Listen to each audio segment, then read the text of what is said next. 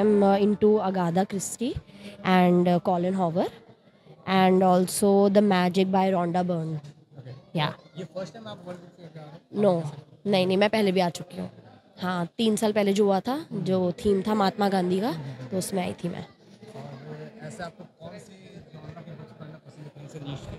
See, I am into more of philosophical books and also psychological and self-help books and yeah, these.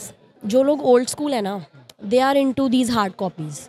जो अभी भी ये देखते हैं ना कि हाँ, कि बुक को हाथ में पकड़ के जो फील आता है ना पढ़ने में, वो अभी भी जो लोग इस बारे में इस तरीके से सोचते हैं, आई थिंक कि या this is the main thing कि वो ही लोग यहाँ पे हैं अभी। जो लोग ये सोचते हैं यार आलस आ रहा है यार, अभी हम ऑनलाइन ही पढ़ लेंगे बुक्स, तो फिर वो लोग नहीं आएंगे, वो एंथुजियास्ट नहीं है।